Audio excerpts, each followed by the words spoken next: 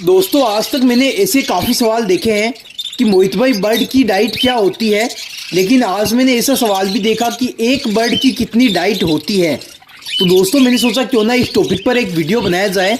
और आज का ये वीडियो आप सभी के लिए काफ़ी इन्फॉर्मेटिव है, क्योंकि अगर आप ये जान लेते हैं कि एक बर्ड की कितनी डाइट होती है तो इससे आप ये पता लगा सकते हैं कि क्या आपका वो बर्ड खुश है या नहीं है। मैं जानता हूँ कि ज़्यादातर भाई इस बात पर ध्यान नहीं देते हैं कि हमारे बर्ड कितना खा रहे हैं, क्योंकि ये हमें शौक है।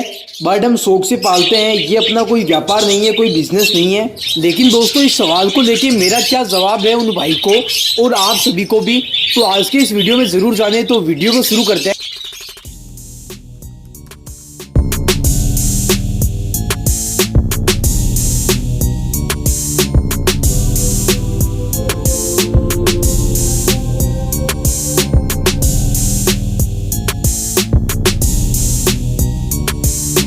नमस्कार भाइयों, मैं आपका दोस्त मोहित पारिक और आप देख रहे हैं आपका अपना YouTube channel Bikaner bird information. इस फैमिली के जो भी पुराने सदस्य हैं वो सभी तो हर एक वीडियो देखते हैं, उनका पूरा सपोर्ट है इस फैमिली पर, इस चैनल पर। और आज के इस वीडियो के माध्यम से जो भी नए भाई आए हैं उन सभी भाइयों से भी मैं कहना चाहता हूं, अगर आज के इस वीडियो को आप आखिर तक देखते हैं तो आपको काफ़ी कुछ नई जानकारी मिलेगी और आप भी इस फैमिली के सदस्य बन जाएंगे। दोस्तों अगर बजीज पैरेट की बात की जाए तो मैंने बजीज पैरेट से एक जोड़े से शुरुआत की थी। उसके बाद आज मेरे पास बजीज पैरेट के कम से कम 150 से 200 पीस पड़े हैं। वैसे मैं आपको बता दूं कि मैंने कभी भी खास तौर पे ऐसे बर्ड पे गौर नहीं किया कि एक बर्ड कितनी डाइट खाता है, लेकिन इस टॉपिक को लेके कुछ मेरा पर्सनल एक्सपीरियंस है। मेरा क्या मानना है कि एक बर्ड कितनी डाइट खाता है। दोस्तों कभी भी हम ये नहीं बता सकते कि एक बर्ड की इतनी डाइट होती है। आज की इस वीडियो में आपको बताऊंगा कि क्यों नहीं कह सकते ऐसा। इसका कारण ये है कि हर बर्ड की डाइट अलग अलग होती है, बर्ड की डाइट भी चेंज होती रहती है वो किस तरीके से। और अगर मैं आपको कह देता हूँ कि मेरा एक बर्ड इतना खाना खाता है दिन में और आपका एक बर्ड भी इतना खाता है, तो ये गलत है। इसका कारण ये है क्योंकि दोस्तों एक बर्ड की डाइट उस पर डिपेंड करती है कि आप उस बर्ड को कहाँ रख रहे हैं, किस जगह पे रख रहे हैं, उस बर्ड की रहने वाली जगह का क्या साइज़ है, पिंजरे का कॉलोनी का क्या साइज़ है, आपके बर्ड की कितनी एनर्जी वेस्ट हो रही है, आपके बर्ड कितना फ्लाइंग करते हैं, क्या आपके बर्ड्स ब्रीडिंग कर रहे हैं या नहीं कर रहे हैं। इन सब चीज़ों पे दोस्तों डाइट डिपेंड करती है। काफ़ी बार मेरे से काफ़ी भाई एक पेयर दो पेयर परचेज करके लेके जाते हैं। उसके बाद उनका सवाल रहता है कि मोहित भाई ये कितना सीड मिक्स खाएंगे, इनकी क्या डाइट है, कितनी डाइट है। और मैं आपको ये भी बता दूँ कि बजीज पैरेट को अगर आप दिन में 4 से 5 बार भी सॉफ्ट फूड देते हैं तो वो बार बार नीचे उतर के उस सॉफ्ट फूड को खा लेंगे। लेकिन असल में हमें कितना खिलाना चाहिए वो भी मैं आज के इस वीडियो में बताऊंगा। दोस्तों शायद इस टॉपिक पर आपको आज तक कोई भी वीडियो देखने को नहीं मिला होगा, लेकिन मेरी यही कोशिश रहती है कि जिन टॉपिक पर वीडियो आपको नहीं मिलता उसी टॉपिक पर वीडियो बनाऊं और जो मेरा पर्सनल एक्सपीरियंस है वही शेयर करूं। दोस्तों अगर आप बर्ड का एक पैर एक अलग सेपरेट पिंजरे में रखते हैं और वही एक पैर आप अगर 100 पैर बजीज पैरेट के साथ में रखते हैं तो उन दोनों पैर की डाइट में आप कभी भी गौर करें कि फ़र्क होगा।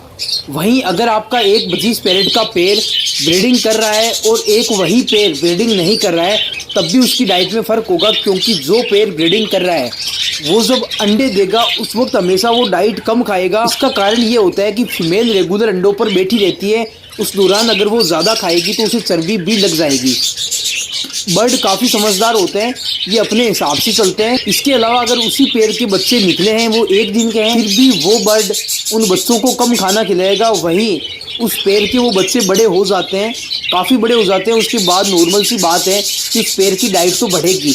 उसी तरीके से मेरा मानना है कि सभी बर्ड की डाइट अलग अलग होती है। आप अपने घर पर सिर्फ बर्ड का एक ही पेड़ रखें, उसे ऐसी जगह पे रखें जहाँ पे अंधेरा है, और आप अपने बर्ड के पास नहीं जा रहे हैं, सिर्फ एक ही पेड़ है, तो आप गौर करना कि वो सुस्त बैठा रहेगा और कम खाना खाएगा। वहीं वह एक पेड़ काफ़ी बर्ड के साथ होगा, अच्छी रोशनी वाली जगह पर होगा और अच्छी ब्रीडिंग कर रहा होगा, तो उसकी डाइट अलग होगी।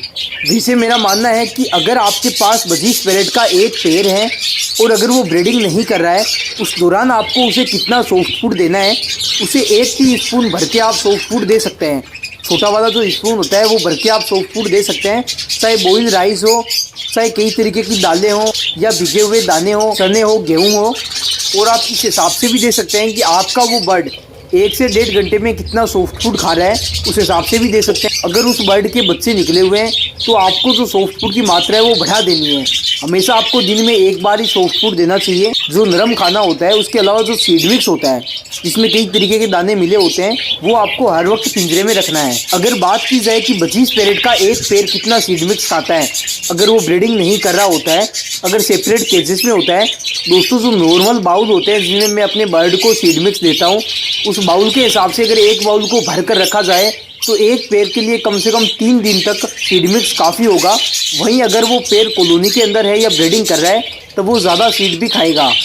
और दोस्तों, खाने के साथ साथ हमारे बर्ड थोड़ा सा खाना ज़ाया भी करते हैं, वेस्ट भी करते हैं, चाहे सीड मिक्स हो या सॉफ्ट फूड हो। हमें यही कोशिश करनी चाहिए कि बर्ड का खाना सीड डाइट कम से कम वेस्ट हो, हम उस सीड मिक्स को वापस साफ करके भी अपने बर्ड को खिला सकें। इस तरीके से भी आपको करना चाहिए।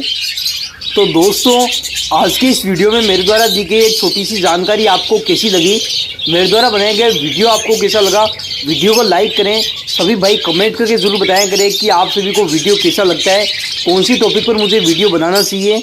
और आप सभी को मेरे 25 पैरेट कितने पसंद आते हैं, कौन सा कलर पसंद आता है वो भी आप बताया करें। मैं उस कलर के बारे में भी वीडियो बनाऊँगा। तो फिर मिलते हैं एक नए वीडियो नए टॉपिक के साथ। तब तक अपना ख्याल रखें, अपने बर्ड का ख्याल रखें। Bye bye friends.